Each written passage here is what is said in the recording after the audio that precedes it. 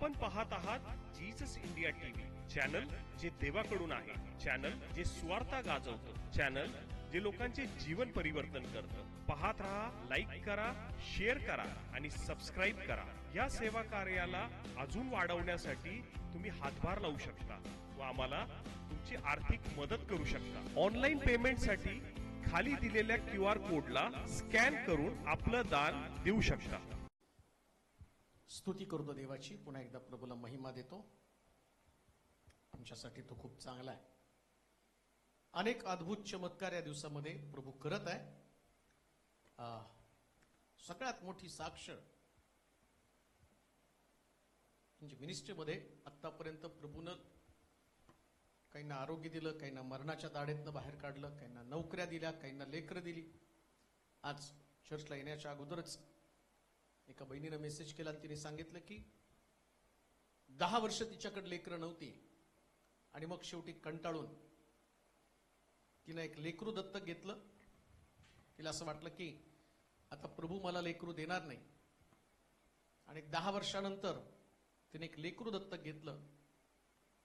पण तिने प्रार्थना करून घेतली होती की देवा, संतती तुम्हाला दे. आणि तिने सांगितलं, लेकरू घरी आणलं आणि प्रभूनं तिला लेकराचा आशीर्वाद दिला 10 वर्षानंतर. पुष्कळ चमत्कार करत आहे, त्याच्या चमत्काराला मर्यादा नाही. हैदराबादवरून एक प्रिय बहीण होती, त्यांच्या पतीनं सांगितलं की पुष्कळ प्रयत्न करत आहे परंतु हातामध्ये काम नाही, सगळी परिस्थिती लाचार झालेली आहे आणि आता कामाची परिस्थिती गंभीर झालेली असताना काय करावं ते समजत नाही. परंतु प्रार्थना केल्यानंतर त्यांनी जवळजवळ 600 लोकांची लिस्ट पाठवली की 600 लोक त्यांना काम देणार आहे. 600 लोक त्यांना जे कॉन्ट्रॅक्ट मिळणार आहे म्हणजे 600च्या आसपासची लिस्ट मिळाली. आणि त्याच्या पलीकडे जाऊन अद्भुत साक्ष म्हणजे म्हटलं, आजपर्यंत काहींना लेकरं मिळाली, काहींना नोकरी मिळाली, काहींची घरं झाली. परंतु एक व्यक्ती, त्या व्यक्तीनं मला कॉल केला आणि तो मला सांगायला लागला की पास्टर, मला बदलायचंय, मला शापातून बाहेर यायचंय. म्हटलं, काय तुझा प्रॉब्लेम आहे? तो म्हटला, मी एक ट्रान्सजेंडर आहे, म्हणजे माझं लिंग परिवर्तन झालेलं आहे आणि मी पुरुष असताना स्त्रीमध्ये माझं रूपांतर झालं, परंतु आता या सगळ्यातनं मला बाहेर पडायचंय. युट्यूबचा संदेश, त्या संदेशानं त्याची पकड घेतली आणि आता तो प्रभूला आपलं जीवन समर्पित करायला निघाला. त्याला तो म्हणतो की मला यातून सोडवा, मला या शापातून बाहेर काढा. देवाचं वचन प्रत्येक व्यक्तीला बदलतं आणि किती मोठं संजीवन आहे. लोकांना आपल्या अस्तित्वाची जाणीव निर्माण करून देते. त्यांना कळत आहे सगळ्यात महत्वाची गोष्ट स्वर्गाचं राज्यच आहे. बाकीच्या कोणत्या गोष्टी महत्वाच्या? ज्या गोष्टीसाठी लोक रडतात, लढतात, संघर्ष करतात, ज्या गोष्टी मिळवण्याचा प्रयत्न करतात, एकदा मिळाल्यानंतर त्यांना कळतं की खरा आनंद याच्यामध्ये नाही, खरा आनंद तर देवामध्ये आहे. पण लक्षात ठेवा, जीवनामध्ये तुम्हाला सगळ्यात उत्तम काय मिळालं असेल तर फक्त प्रभू मिळाला. देव मिळणं ही सगळ्यात भारी गोष्ट आहे आणि त्याच्यासाठी रात्रंदिवस आपले डोळे देवाकडे लागले पाहिजे. दिवस रात्र प्रभू किती चांगलं जीवन तुम्हाला दिलेलं आहे. लोकांकडे जीवन आहे पण त्यांच्याकडे प्रभू नाही आणि त्यामुळे ते विनाशाच्या गर्तेमध्ये, नाशाकडे ते चाललेले. पुन्हा एकदा आहे, अजून एका मला वाटते कर्नाटकमध्ये एक बहीण होती आणि तिने फोन केला. त्यांच्या मिस्टरांना हॉस्पिटलमध्ये ऍडमिट केलं. मग हैदराबादमध्ये डॉक्टरने त्यांना सांगितलं की किडनीला इन्फेक्शन झालं आणि इथून पुढे तुमचे मिस्टर डायलिसिस शिवाय जिवंत राहू शकणार नाहीत, त्यांना डायलिसिस करावं लागेल. आणि मग तेवढ्या ते आपल्याकडे घेऊन आले.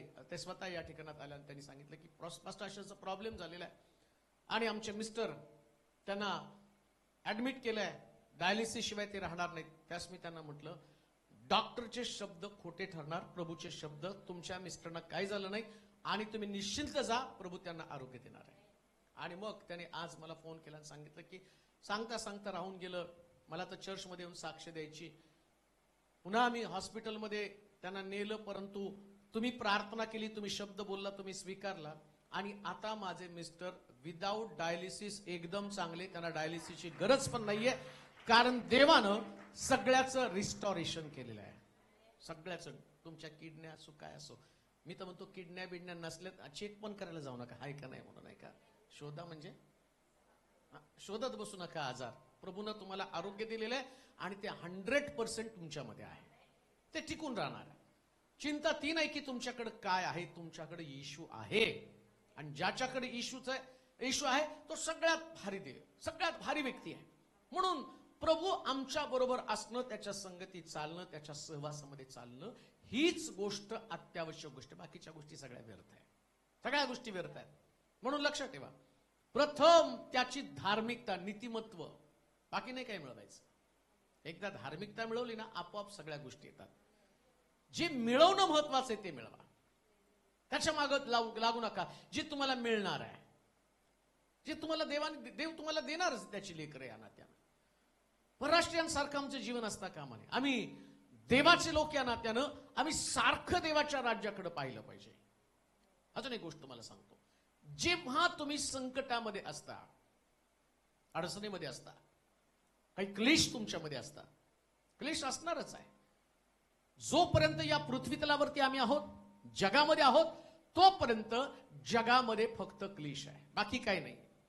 मग तुम्ही प्रार्थना करणारे असा, प्रार्थना करणारे नसा, परंतु प्रार्थना करणाऱ्या लोकांचं वैशिष्ट्य काय माहिती का, ते क्लेशातनं बाहेर येतात.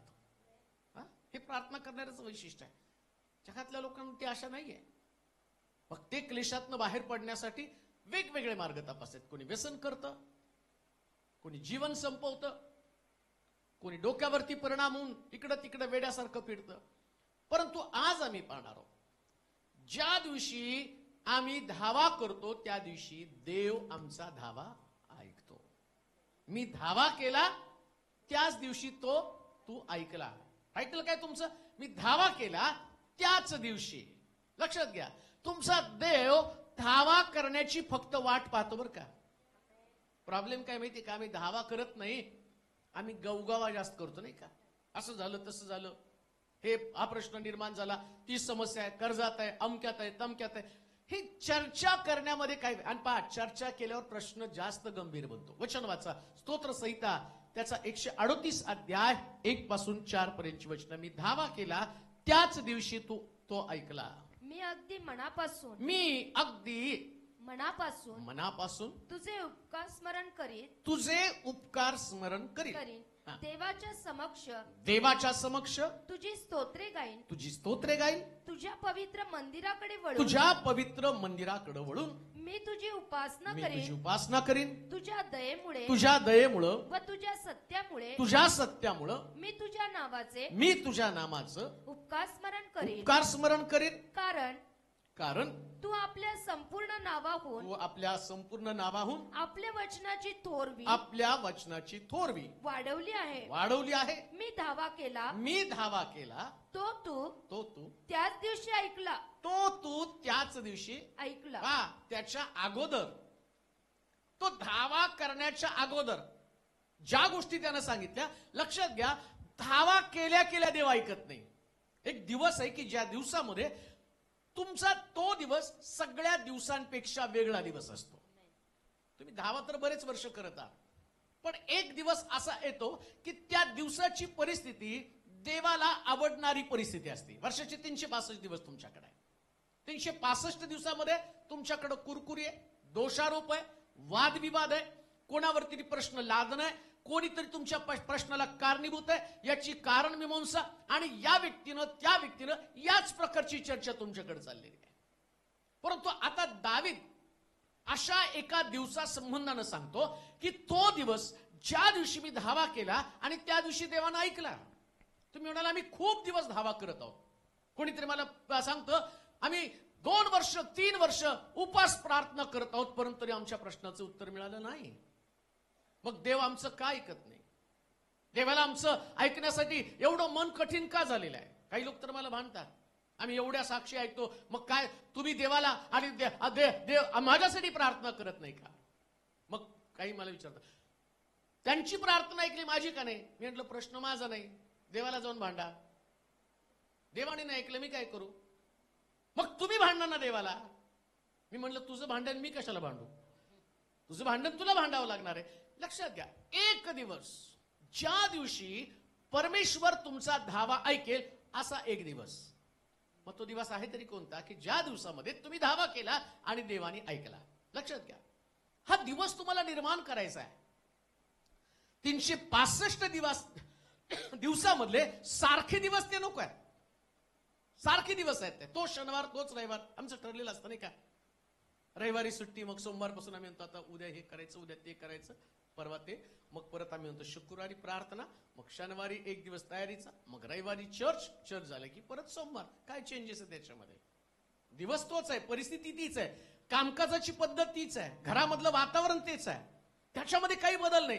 पण इथं असं म्हटलं 5व्या वचनामध्ये, मी धावा, काय वाचवते? मी धावा केला, मी धावा केला, तो तू त्याच दिवशी ऐकला, त्याच दिवशी ऐकला, तू मला हिम्मत हिम्मत दिली, तेव्हा माझ्या जीवाला सामर्थ्य प्राप्त झाले. तुम्ही त्या दिवशी धावा करता आणि जगण्यासाठी ज्याची तुम्हाला गरज आहे ती गरज देव तुमची भागवतो.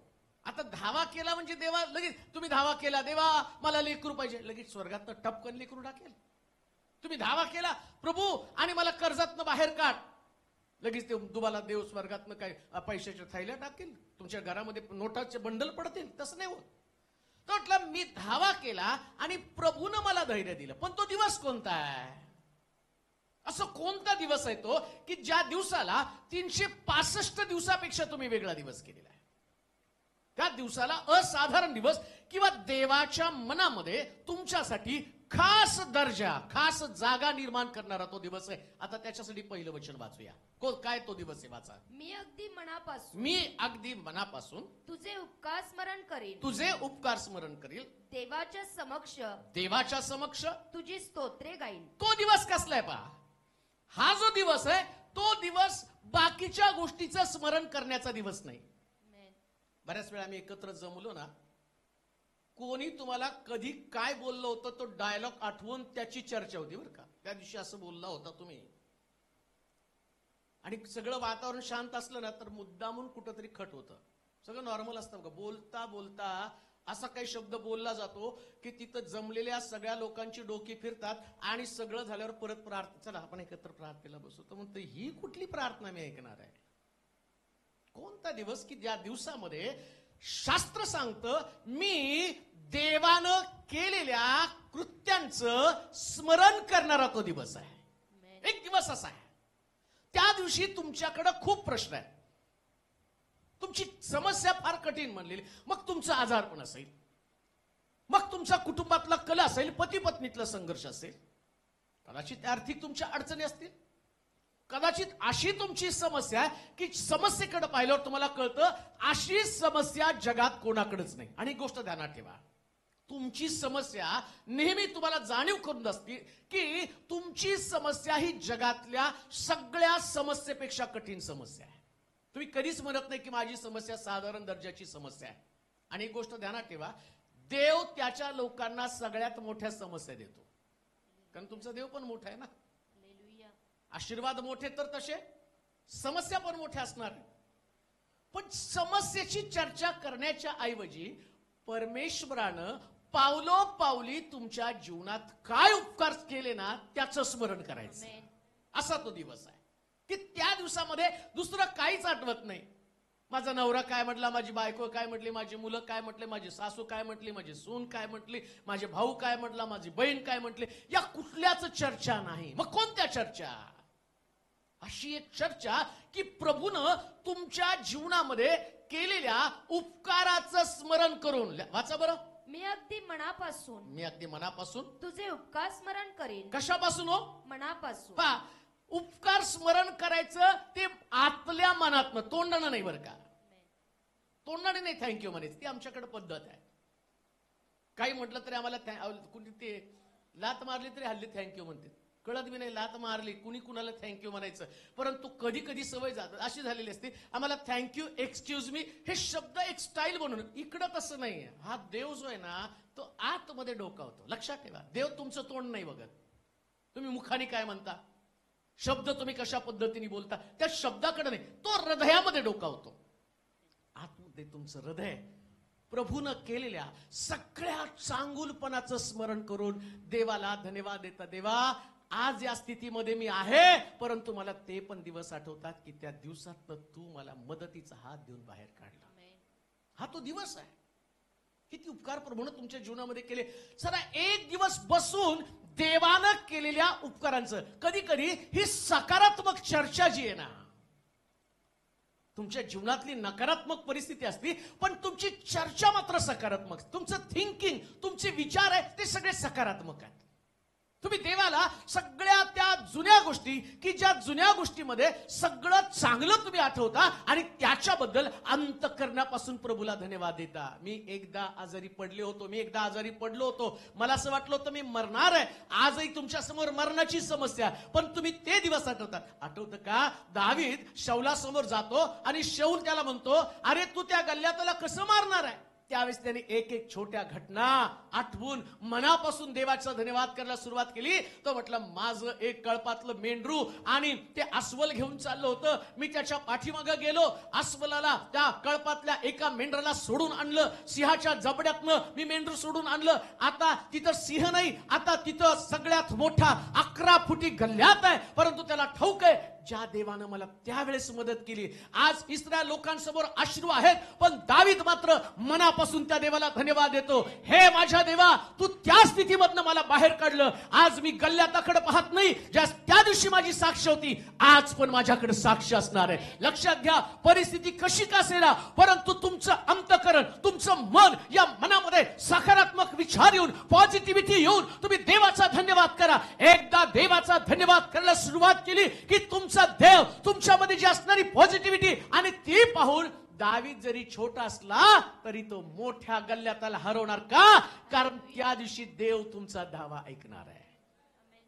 कोणता दिवस होता की त्या दिवशी दावीद शौलासमोर गेला आणि त्यानं सगळ्यात पॉझिटिव्ह पॉइंट शौलाला सांगितले.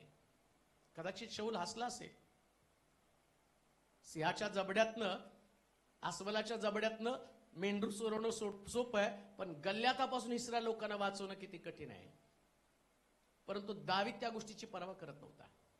म्हणून मी तुम्हाला म्हणतो, समस्या किती मोठी याच्यापेक्षा देवानं तुमच्या जीवनात कसे महत्कृत्य केले ते आठवायला सुरुवात करा आणि त्याच्याबद्दल मनापासून देवाला धन्यवाद द्या. देवा, ते बघत बसू नका गल्ल्यात किती मोठा आहे. आता सिंहामध्ये आणि गल्ल्यातामध्ये फार मोठा फरक आहे.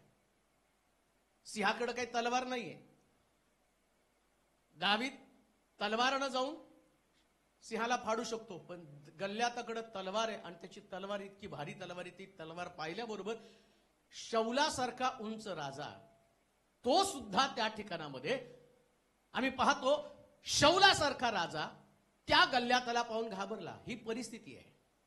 अशा परिस्थितीमध्ये आम्ही पाहतो की जो दावीद आहे, तो दावीद त्या शौलाची मानसिक स्थिती किंवा त्याची विचारसरणी पण बदलत. तो काय म्हटला? माझी कपडे घालून जा.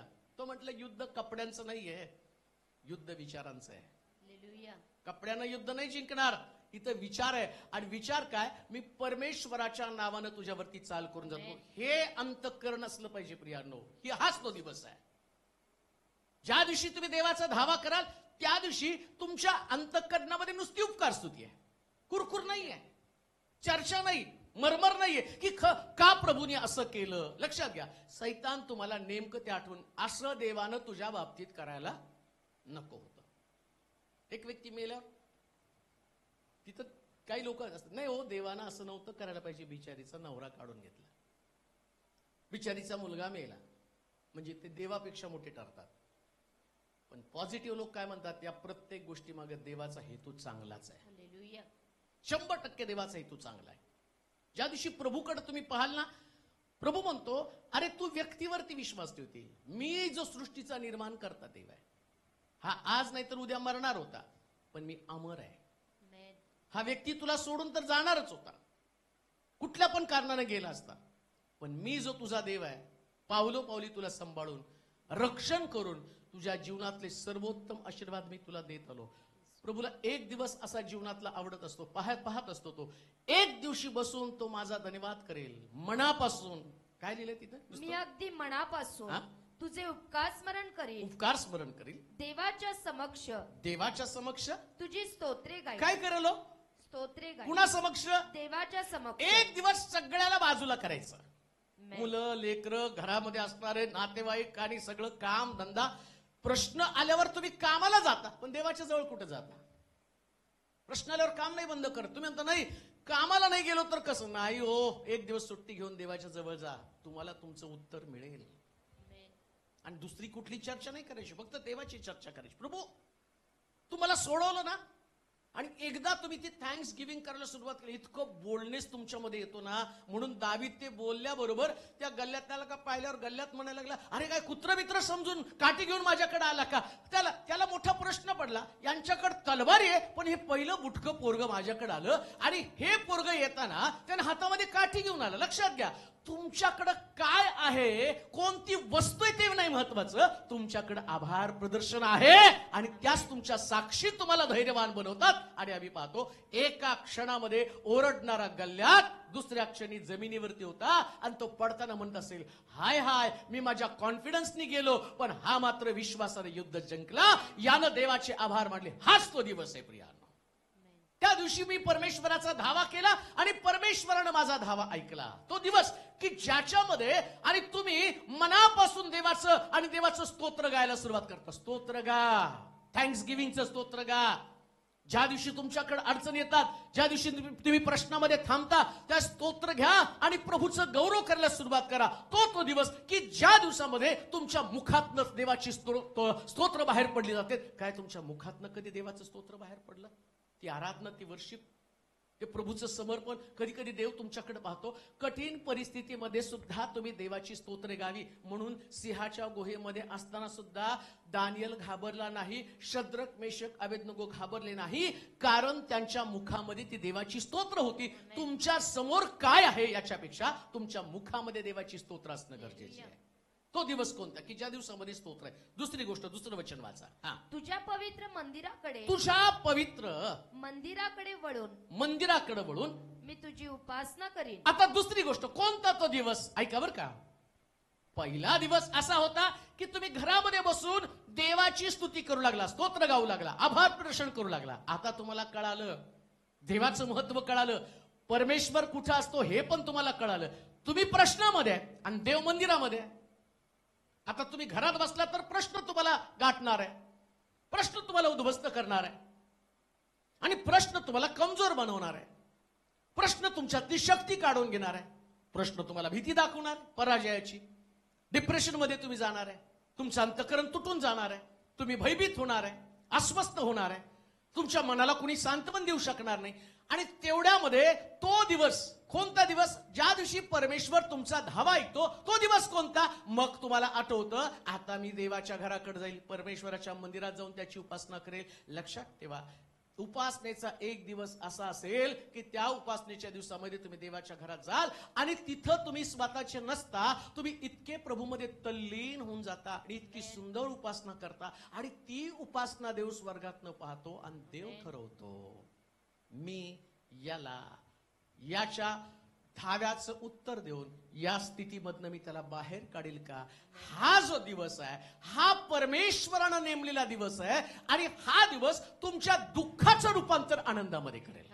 हाच तो दिवस आहे. कोणता दिवस? उपासनेचा दिवस. आता दावीद राजा असताना राजासमोर खूप प्रश्न असतात बरं का. घर चालवताना आमच्या नाकीनं वेतन नाही का, 4 माणसाचं कुटुंब असतं, 4 माणसाच्या कुटुंबात प्रश्न बघितले तर 400. एकेकाचे प्रश्न एवढे मोठे. आता विचार करा, एवढा मोठा दावीद. आणि इस्रायल लोक जर तुम्ही बघितले ना, हे साधे लोक नव्हते. या मोशेनं यांचं नेतृत्व केलं. जो मारत होता त्या मिस्राला, मुकदमाला यांनी मारलं आणि वाळूमध्ये पुरून टाकलं. दुसऱ्यांदा इस्रायल लोक एकमेकाशी भांडायला लागल्यावर त्यांनी त्याचं प्रेत करून काढलं. काय म्हटलं माहिती का? आमच्यामध्ये पडू नकोस. मिस्त्र्याला मारलं म्हणजे तुला वाटतं का तू आम्हाला मारशील? जाऊन सांगतो फारूला. मोशे त्यांच्यातनं पळाला. असल्या टाईपचे टिपिकल लोक आहेत, आणि यांचं नेतृत्व दावीद राजा करत आहे. हे किती भयानक लोक असतील. मग या राजाकडे किती प्रश्न आहेत, पण राजाला माहिती उत्तर एकच आहे. म्हणून तो दावीद राजा काय म्हणतो माहिती का? मी परमेश्वराजवळ एक वरदान मागितलं, ते हे की तुझ्या मंदिरात माझी वस्ती व्हावी. ते एक दिवस तो आहे ज्या दिवसामध्ये तुमच्या अंतःकरणामध्ये परमेश्वराच्या मंदिरातली उपासना हे तुमचं प्रेम बनलं जातं. देवाच्या मंदिरातली उपासना. तुमचं सगळ्यात मोठं प्रेम कोणतं असलं पाहिजे तर देवाचं मंदिर. देवाच्या मंदिरामध्ये तुमचं पहिलं प्रेम असलं पाहिजे. आणि ऐका बरं का, ज्या दिवशी तुम्ही देवाच्या मंदिरावरती प्रेम करू लागता ना, तो दिवस परमेश्वर तुमची धावा ऐकण्याचा दिवस असतो. आणि म्हणतो ना, मी धावा केला देवानं माझा ऐकला. त्या दिवशी रोजच तुम्ही धावा करता, 365 दिवस धावा करता, पण आज तुमचा धावा त्याच्यापेक्षा वेगळा असणार आहे. तो वेगळा, एकदम वेगळा आहे. मी कुणाशी तरी बोलत होतो की उपासने संबंधानं, मला ते सकाळी आमोद आणि सोनल आलते, त्यांच्याशी मी बोलत होतो की अर्पण करत असताना जे अर्पण इतकं महत्वाचं असतं की ते अर्पण एकदा तिथं केलं का, मला वाटतंय कुणाशी बोलू काय मला आठवण, सकाळी दोघांशी मी बोलू, चर्चा केली. त्यांनी पण 1 लाखाची बिशी त्यांना लागली आणि ते म्हटले आमच्या समोर 2 ऑप्शन होते, घराचं किंवा ट्रीटमेंट घ्यायची. दोघं बसून विचार केली, चर्चा केली. ते म्हटले करायचं काय, आणि तेवढ्यात ते म्हटले नाही, पहिले आपण चर्च बांधायसाठी ते देऊया, मग देव आपल्याला आपोआप देईल. ज्या दिवशी ही उत्सुकता तुमच्या अंतःकरणात असते ना, हाच दिवस देव तुमची धावा ऐकण्याचा दिवस आहे.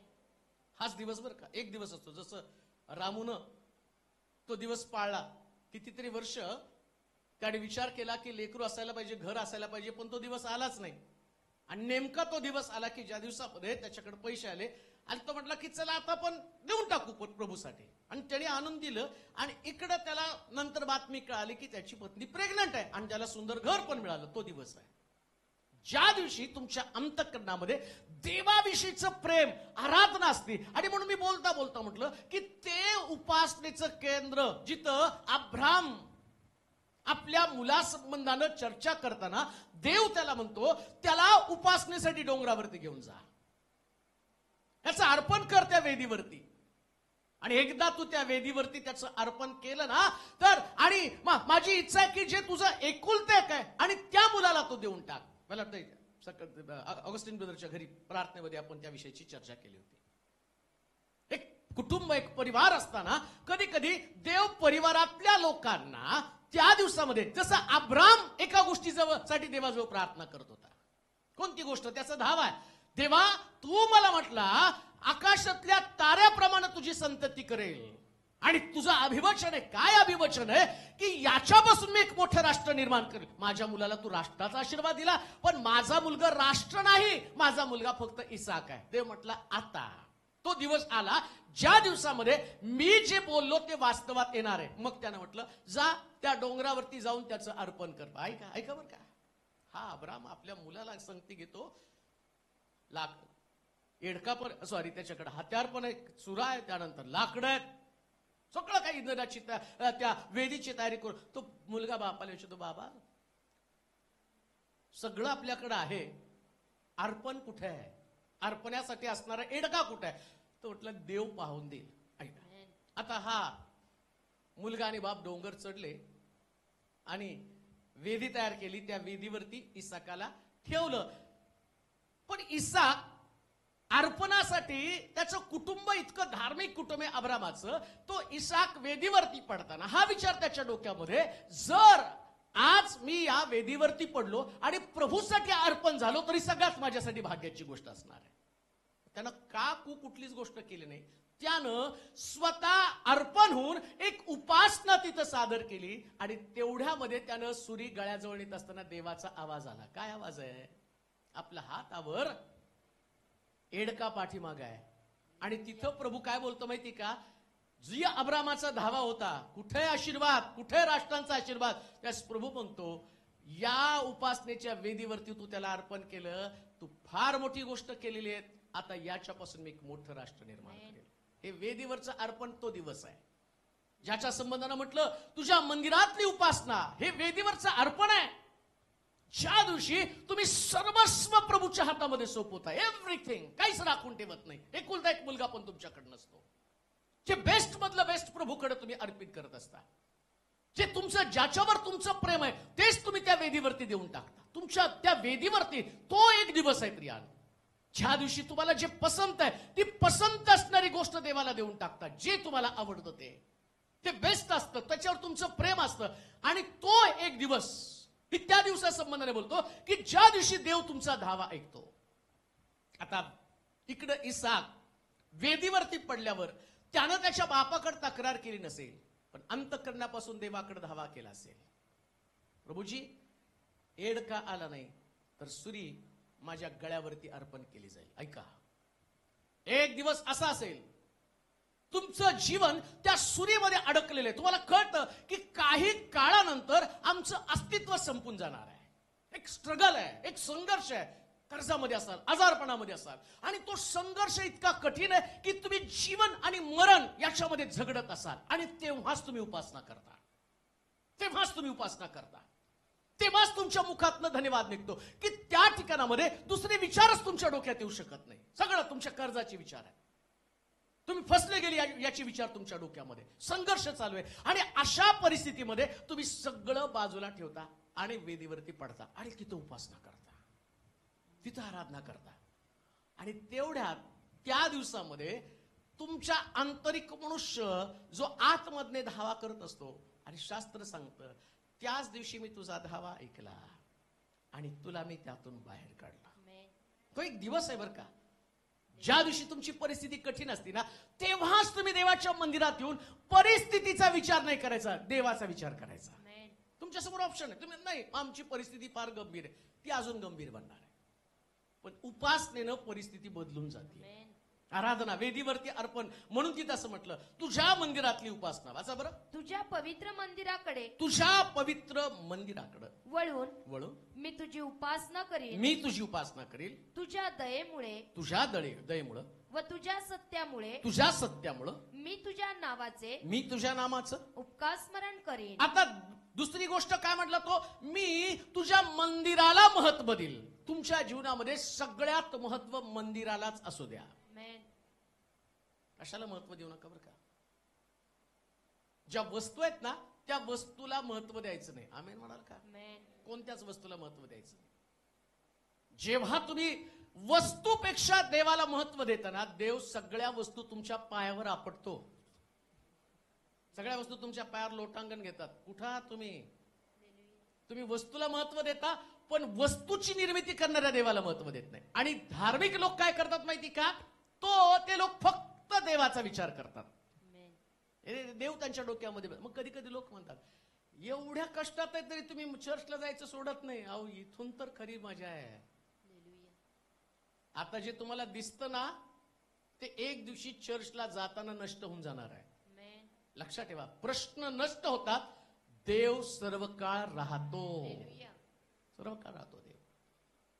म्हणून इकडं जास्त विचार काही करायचं नाही, फक्त देवाच्या घरामध्ये जायचं. एकदा देवाच्या घरामध्ये गेलं, कालांतरानं तुमची परिस्थिती झपाट्यानं देव बदलायला सुरुवात करतो. अशी परिस्थिती बदलतो की लोक सुद्धा तोंडात बोटं घालतील. पण एक गोष्ट ध्यानात ठेवा, ज्या लोकांच्या जीवनामध्ये देवाला महत्वच नाही ना, ते लोक रसा तळाला गेल्याशिवाय तुम्ही पाहणार नाहीत. संपणार आहेत, पूर्णपणे संपून जाणार आहेत. कारण त्यांनी देवाला तुच्छ मानलेले, मंदिराला तुच्छ मानलेले. म्हणून दावीद म्हणतो, ते मला म्हणाले परमेश्वराच्या घराकडे जाऊ तर माझ्या मनाला मोठा आनंद झाला. सगळ्यात मोठा आनंद तो आहे. कोणता आनंद, की ज्याच्यामध्ये तुम्ही देवाच्या घराकडे. आज कोणीतरी मला मेसेज केला, आम्ही एक तिकीट काढलंय, लागाव म्हणून प्रार्थना करा. पाहिजे असेल तुम्हाला, खोटं वाटत असेल तर मी पाठवून देईल तुम्हाला. थोडं बक्षिसाचं तिकीट काढलंय, जर ते लागलं तर फार बरं होईल. त्याच्यापेक्षा देवाच्या मंदिरात आलं तर जास्त बरं होईल. देवाच्या मंदिरात येणं फार गरजेचं आहे. तिथं आल्यावर बदलून जाईल सगळं. आणि म्हणून हे लांबून लांबून लोक आलेत. कशासाठी माहिती का, इथं आला सगळं बदलतं. असंच नाही, तुम्ही गेल्यावर तुम्हाला अनुभव येईल. मुंबईवरून पुण्यावरून लोक आलेत. कशासाठी आले ते, पैसे जास्त झाले होते म्हणून नव्हे. त्यांना माहितीये असं एक ठिकाण आहे की त्या ठिकाणात गेल्यावर आमच्या समस्या दूर होणारच आहे. हाच तो दिवस आहे. तुम्ही एवढ्या दिवस प्रार्थना केली, पण आज इथं येऊन तुम्ही धावा कराल ना, याच दिवशी देव तुमचा धावा ऐकेल. याच दिवशी. परवा कोणीतरी एक पास्टर माझ्याकडे आला, त्यांनी सांगितलं, एक सिस्टर तुमच्या चर्चमध्ये, ती प्रभूने इतक्या साक्षी तिच्या जीवनात घडवल्या, एवढ्या साक्षी घडवल्या. बरं, साक्षी तिच्या जीवनात नाही घडवल्या तर तिच्या संपर्कात असणारे आमचे काही नातेवाईक, जसं ते तुमच्या चर्चमध्ये येऊन गेले ना, प्रभूनं एवढे आशीर्वाद दिले, एवढं काही त्यांच्या जीवनातले प्रश्न सोडवले की मी आश्चर्यचकित झालो यांच्या जीवनाचं परिवर्तन. आणि जो व्यक्ती तुमच्या चर्चमध्ये येऊन गेला तो सुद्धा बदलून गेला. हो, प्रभू तुमच्या मंदिरात किती अद्भुत काम करत आहे. हेच ते दिवस आहे ज्या दिवसामध्ये देव सगळं काही बदलून टाकतो. कोणता दिवस? मी परमेश्वराच्या घराकडं काय केलं? वळून मी तुझी उपासना करेन. कोणता दिवस? ज्या दिवशी तुम्ही देवाच्या घराकडे वळता. कोणता दिवस? देवाच्या घराकडे वळण्याचा दिवस. काही लोकांना असं वाटतं, नाही आमच्या घरी या. बरेच लोक मला कॉल करतात, तुम्ही आमच्या घरी आलात तर बरं होईल, तुम्ही इकडं आमच्या घरी येऊ नका, मी तुमच्या घरी येतो. आणि देव काय पार्सल देणारा देव आहे का? डब्बा देतात नाही का? त्या अनाथ लोकांना डबे असतात बघा, आपल्याकडे लोकमंगलचे डबे. ते रिक्षा येते आणि देऊन जाते, मोठे मोठे भरलेले डबे. कोणी ते बाई येताना म्हणतात डबे उचलून डोक्यावर घ्यावं लागतात. आणि हे अनाथ काय करतात? डबे खातात आणि दारू पिऊन पडतात. काही उपयोग नसतो त्याचा. देव तुमच्या घरी पार्सल देणार नाही. हा एक गोष्ट निश्चित आहे, ज्या अवस्थेमध्ये तुम्ही येता ती अवस्था 100% बदलतो. हा तो दिवस आहे की ज्या दिवसामध्ये तुम्ही देवाच्या घराकडे वळता. लक्षात घ्या, जेवढे लोक मला ऐकत आहे युट्यूबच्या माध्यमातून, जोपर्यंत तुम्ही देवाकडे वळत नाही ना, तोपर्यंत तुमची प्रार्थना ऐकली जाऊ शकत नाही. कधीच नाही ऐकली जाऊ शकत. कोण सांगितलं तुम्हाला देव तुमची प्रार्थना ऐकणार आहे? देवाच्या घराला काहीतरी महत्व आहे, तिथं तो काम करतो. त्याच्या घरामध्ये गेल्याशिवाय प्रश्न सुटूच शकत नाही. आणि त्याच्या घराकडे वळणं हे आम्हाला महत्वाचं आहे. मग आम्ही देवाच्या घराकडे वळण्यासाठी देव पिढा पाठवतो, प्रश्न पाठवतो, आणि मग प्रश्न पाठवल्यावर आम्ही प्रभूच्या घराकडे वळतो. लक्षात घ्या, ज्या दिवशी तुम्ही देवाच्या घराकडे वळाल तो दिवस तिथं तुम्ही केलेला धावा देव ऐकणार आहे. तिसरी गोष्ट वाचा, दुसऱ्या वचनात. तुझ्या पवित्र मंदिराकडे वळून, तुझ्या पवित्र मंदिराकडे ऐका बरं का आता, वळून मी तुझी उपासना करीन. उपासना पण केली. तुझ्या दयेमुळे, तुझ्या काय शब्द आहे बघा, तुझ्या दयेमुळं व तुझ्या सत्यामुळे मी तुझ्या नावाचं उपकार स्मरण करेन. आता एक गोष्टीची जाणीव व्हायला पाहिजे. आलं देवाच्या मध्ये कोणता दिवस? बरेच लोक देवाच्या घरामध्ये येतात पण त्यांना जाणीव होत नाही, आज जे मी आहे ते देवाच्या दयेमुळे आहे. माझ्यावरती उपकार जे आहेत ते उपकार प्रभूनं का केलं? कारण तो माझ्यावरती दया करतो म्हणून उपकार झालेले आहेत. तुम्ही चांगले आहात नाही का? एक मनुष्य मंदिरामध्ये गेला आणि मग तो सगळं सांगतो, परुषी आणि शास्त्री तो मनुष्य काय म्हणतो, प्रभू मी उपवास करतो, मी दानधर्म करतो, मी शब्दात पळतो, सगळं क्रेडिट स्वतःला, मी हे करतो, मी ते करतो, मी ते करतो, मी ते करतो.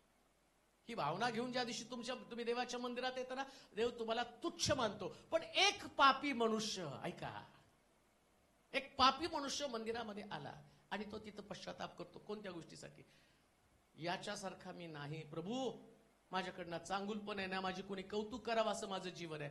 आणि तो रडतो आणि पश्चाताप करतो. येशू त्याला विचारतो, कोणाची प्रार्थना ऐकली जाईल? कोण व्यक्ती? हा मनुष्य दर शब्दात वारी येणारा तो शास्त्री पुरुषी दर रविवारी येतो. हा एकदाच आला. हा पापी व्यक्ती एकदाच आला. एकदा येऊन येशूच्या मनामध्ये त्या जागा निर्माण करतो. हा एक दिवस आहे. आणि याचे प्रत्येक शब्दात देवाच्या मंदिरामध्ये, पण प्रभूनं तो शब्दात त्याच्याकडे पाहिला आणि त्याचं वाक्य ना वाक्य रिमार्क करून ठेवलं, अंडरलाईन करून ठेवलं आणि शिष्यांना सांगितलं, हे बघा याचं बोलणं, या व्यक्तीचं बोलणं. देवाच्या मंदिरामध्ये तुमचं असं कोणतं बोलणं आहे, कोणती गोष्ट तुम्ही त्या ठिकाणामध्ये उपासनेमध्ये बोलत आहात की प्रभू आज जे मी आहे ते तुझ्या दयेमुळे आहे, आम्ही चांगले नाहीत, आमच्याकडे कोणती धार्मिकता असं समजू नका. हा प्रभूचा अनुग्रह, प्रभूची कृपा आहे. प्रभूच्या दयेमुळे या गोष्टी आम्ही अनुभवत आहोत. लक्षात घ्या, कोणत्या चांगल्या गोष्टी आमच्यामध्ये नाहीत. आम्ही तर लबाड माणसं आहोत. आमच्याकडे असंख्य चुका आहेत. आमच्याकडे कितीतरी देवाला न पसंत पडणाऱ्या गोष्टी. सकाळी उठल्यापासून रात्री झोपेपर्यंत आपल्या जीवनाचं बारकाईनं निरीक्षण करा. किती वेळा आमच्या हातून चुका घडलेल्या, तरी पण देवाने तुम्हाला सोडलं नाही. तरी पण तुम्ही परमेश्वराच्या घरामध्ये आहात. तरी तुम्ही देवाची उपासना करत आहात. तुम्हाला संधी दिली प्रभूनं. कित्येक लोकांना संधी मिळाली नाही. त्यांची इच्छा होती पण ते नाही येऊ शकत देवाच्या घरामध्ये. सगळं काही त्यांना प्रभूनं दिले. भरपुरी मिळाल्यावर तुम्ही देवाच्या घरात असू शकता असं पण नाहीये. बऱ्याच लोकांना वाटतं भरपुरी आल्यावर मी देवाच्या घरामध्ये नाही. हो, कठीण परिस्थितीमध्ये तुम्हाला देवाच्या घरामध्ये यावं लागतं. वाळलेल्या हाताचा मनुष्य वाहत वाळलेला असताना देवाच्या घरामध्ये आला. कुबडी स्त्री कुबड असताना देवाच्या घरामध्ये आली. पण एक दिवस आला ना, की ज्या दिवसामध्ये येशू म्हटला तुझा हात लांब कर, त्याचा हात लांब झाला. येणार आहे तो एक दिवस.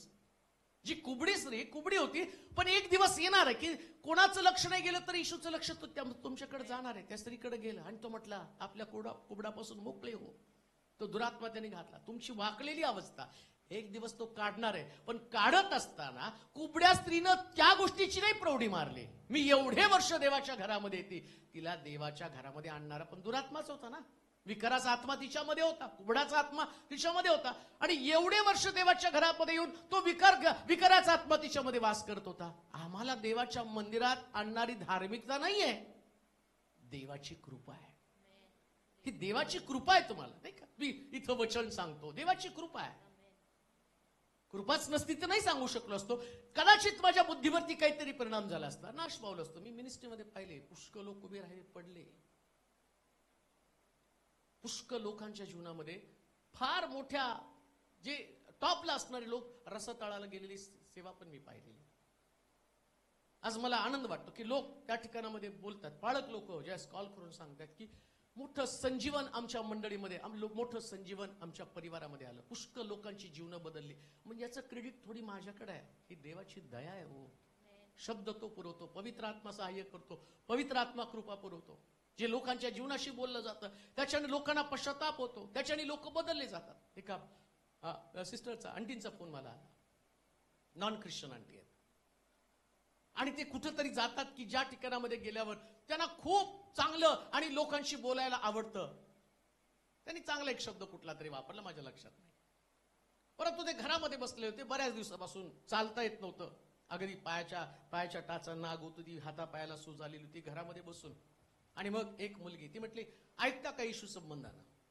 मग तो व्हिडिओ त्यांना दाखवला, चांगलाच व्हिडिओ. त्यांनी त्याचं नाव पण सांगितलं, कारण ते एवढं बोलत होते की माझ्यात ते काय बोलतात ते सगळंच मी विसरून जातो, की एवढी चर्चा करत असतात असं तसं, म्हणजे एक्साइटेड झालेले असतात. अहो म्हटलं की आम्ही तुमच्या त्या येशू देवाचं काहीतरी तुम्ही प्रवचन केलं, ते कीर्तन केलं, ते एवढं मनाला भावलं, मी भावनाच व्यक्त करू शकत नाही.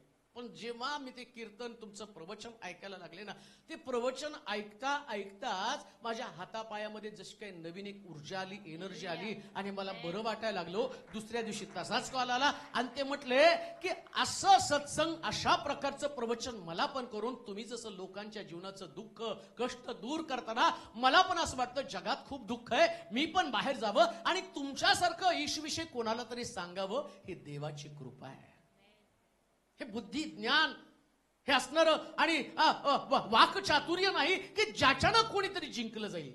ही देवाची कृपा आहे प्रियानो. ही आठवण आम्हाला असली पाहिजे. हे मी बोलतो म्हणून काही घडतं, ज्या दिवशी अहमपणा असतो तो दिवस तुमची देव प्रार्थना ऐकत नाही. पण जेव्हा तुम्ही सगळं क्रेडिट देवाला देता, त्याच देव ऐकायला सुरुवात करतो.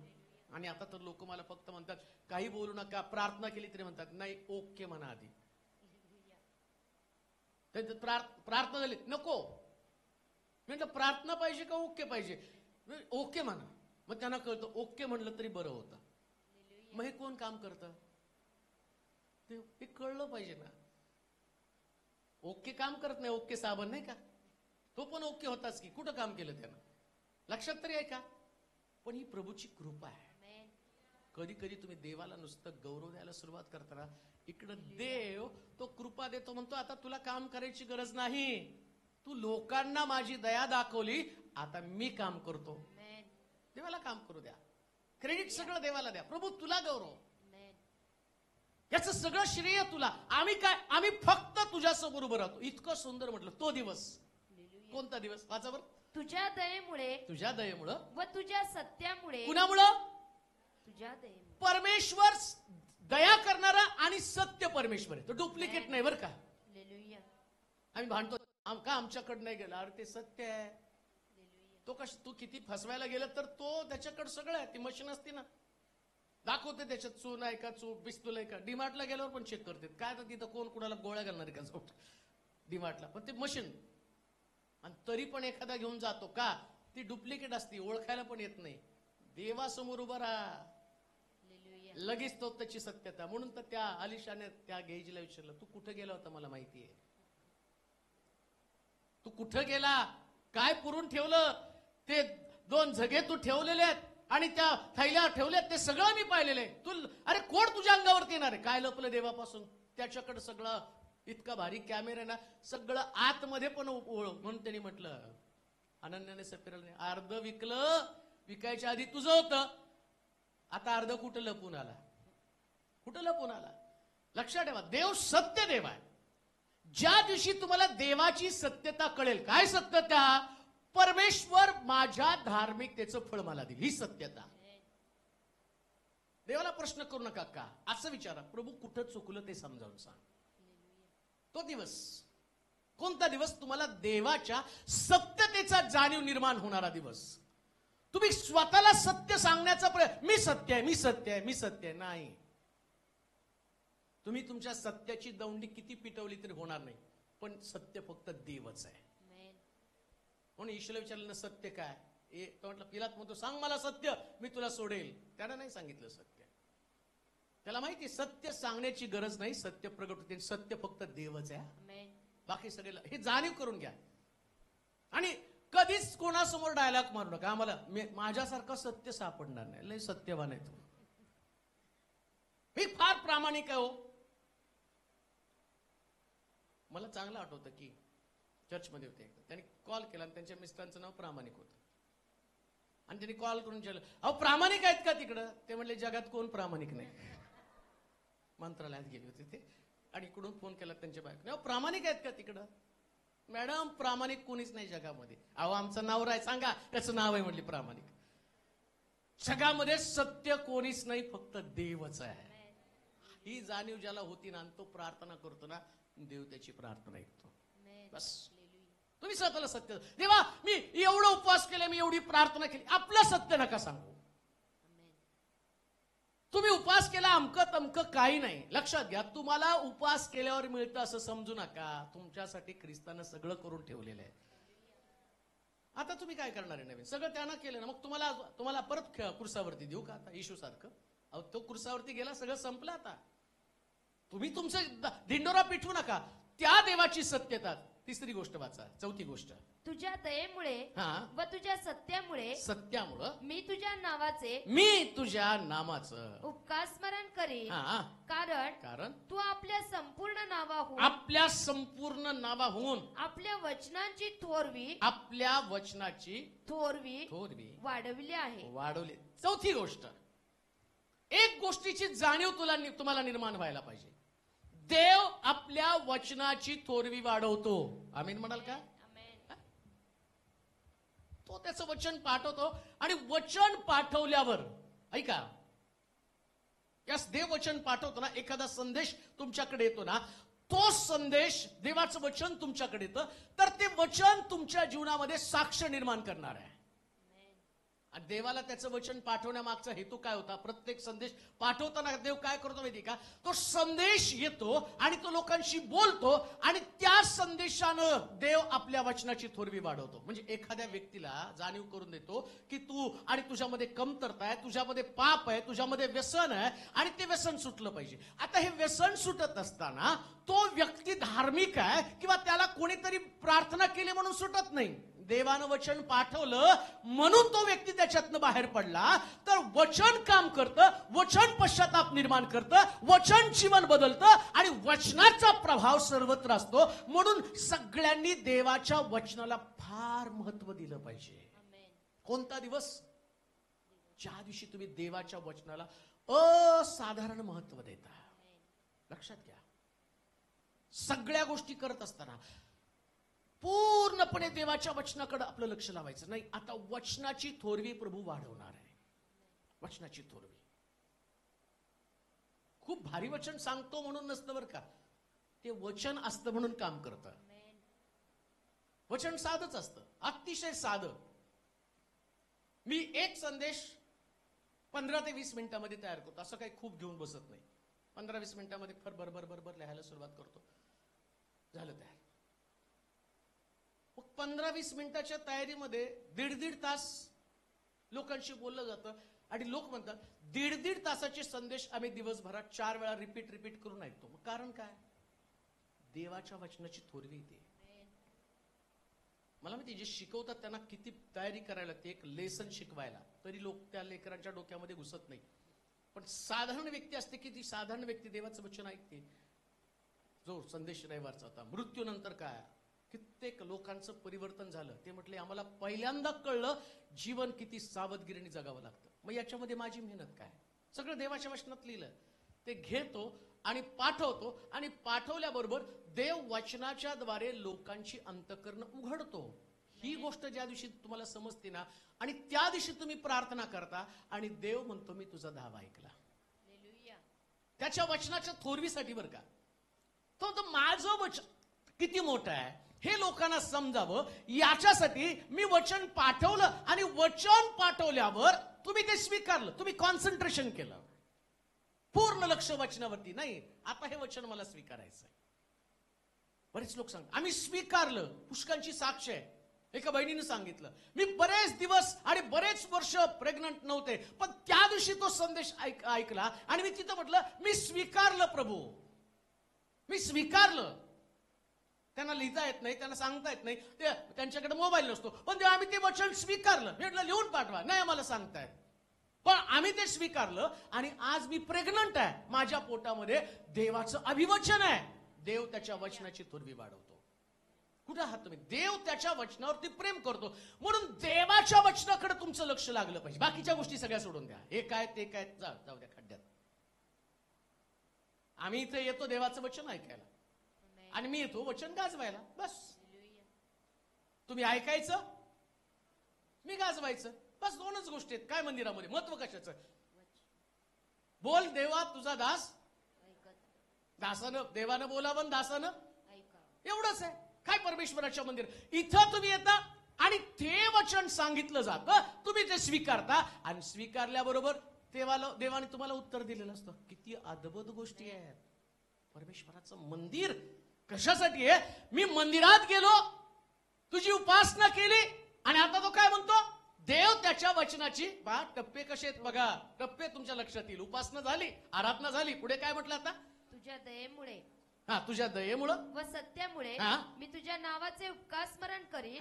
कारण तू आपल्या संपूर्ण नावाहून आपल्या वचनाची थोरवी वाढवली आहे. आता बघा, तुम्ही घरातनं निघाला, मनापासून स्मरण केलं, त्याच्यानंतर मंदिरात उपासना केली, त्याच्यानंतर जाणीव पण तुम्हाला झाली, आणि इकडं आता देवाचं वचन सगळं चर्चच्याच भोवती फिरायला लागलं बरं का. सगळं तुमच्या लक्षात येईल. ही जी घटना आहे ती कुठं घरात बसून घडत नाही, ती चर्च मध्ये घडली जाते. चर्च मध्ये देवाचं वचन गाजवलं जातं. देव त्याच्या वचनाची थोरवी वाढव. आता काय म्हटलं? मी धावा केला, मी धावा केला, तो तू त्याच दिवशी ऐकला. आता कधी धावा केला? हे सगळं घडल्यावर. आता तो म्हणतो आता मी धावा केला. कोणता? तुझं वचन मला कळालं.